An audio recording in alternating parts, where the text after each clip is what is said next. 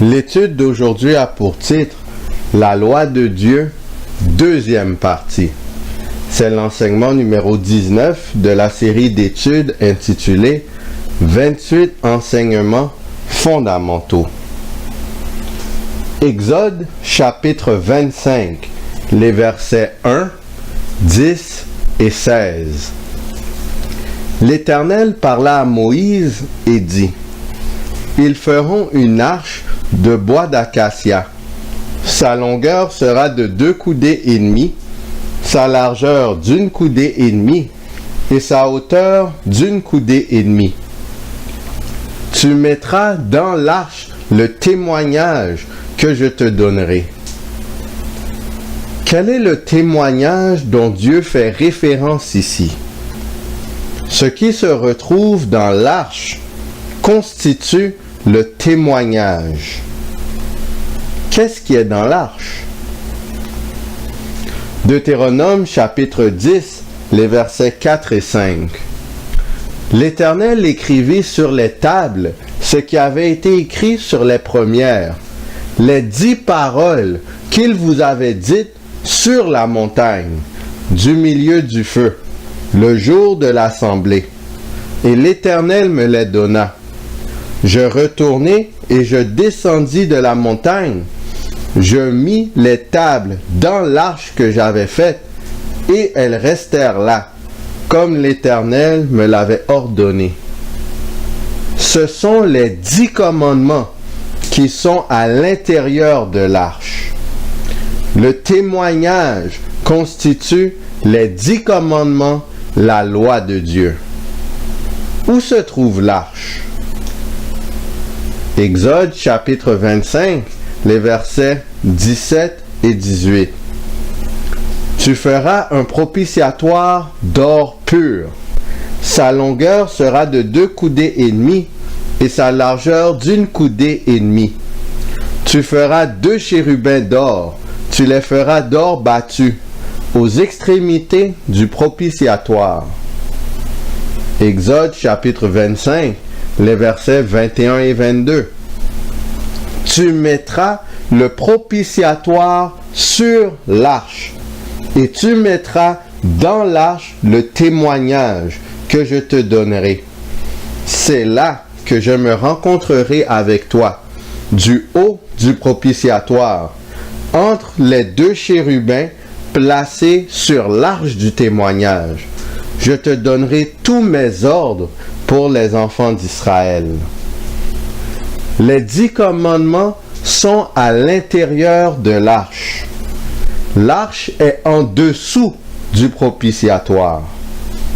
Dieu lui-même vient rencontrer Moïse du haut du propitiatoire.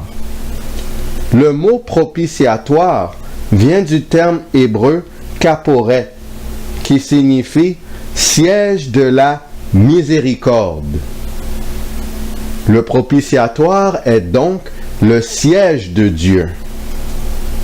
Psaume 47, le verset 9. Dieu règne sur les nations. Dieu a pour siège son saint trône. Le propitiatoire, ou siège de la miséricorde, représente le trône de Dieu.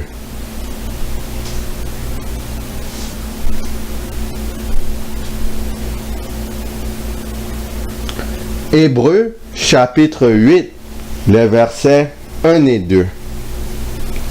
Le point capital de ce qui vient d'être dit, c'est que nous avons un tel souverain sacrificateur qui s'est assis à la droite du trône de la majesté divine dans les cieux, comme ministre du sanctuaire et du véritable tabernacle, qui a été dressé par le Seigneur et non par un homme.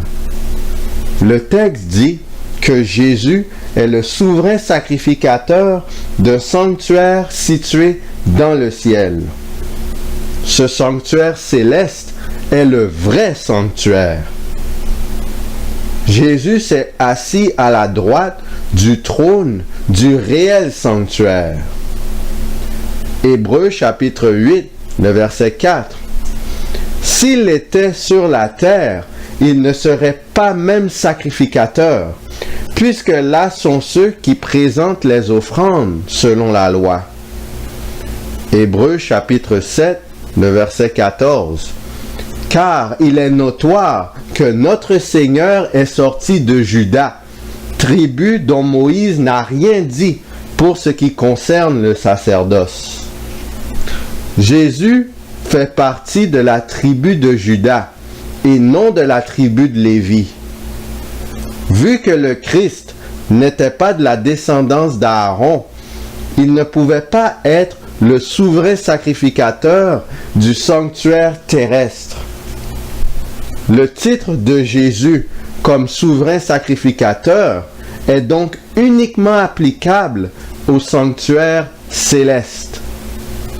À quoi ressemble le sanctuaire céleste?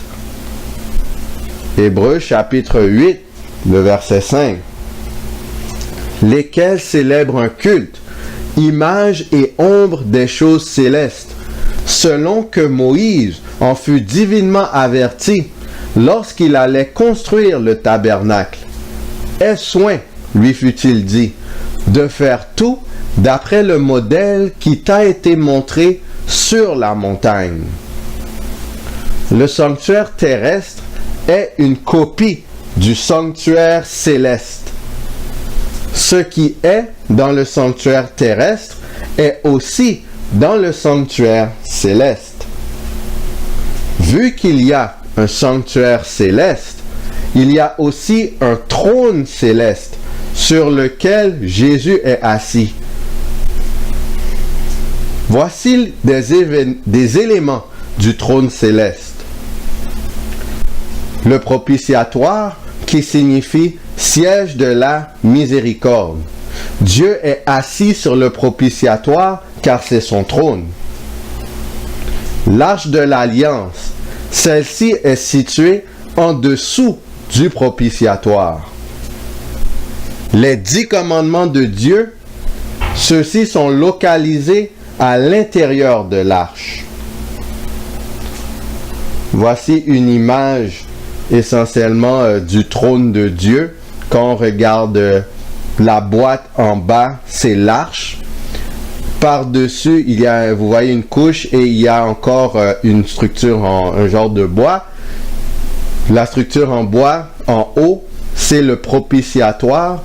Et vous voyez, Dieu se manifestait à l'intérieur du triangle que forment les chérubins quand ils se rejoignent par leurs ailes.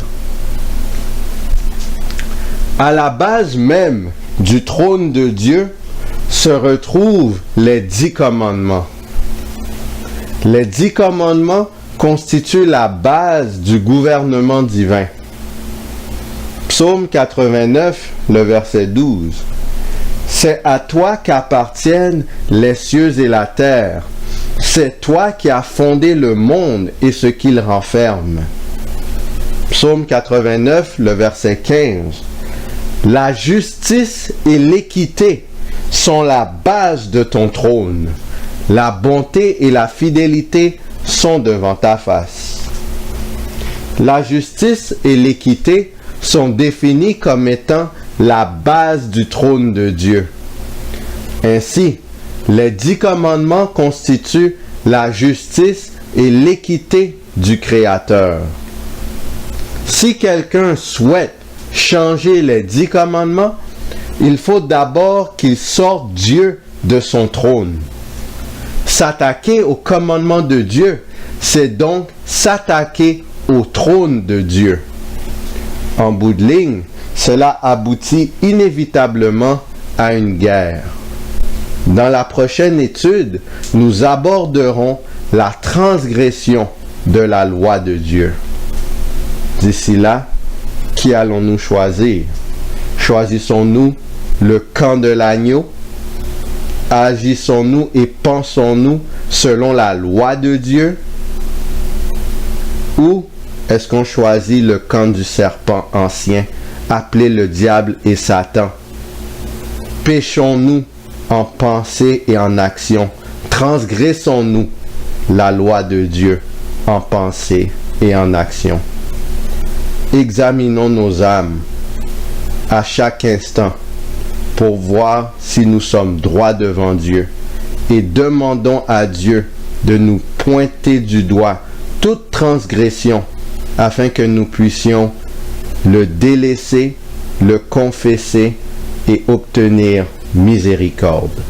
Que le Seigneur nous garde.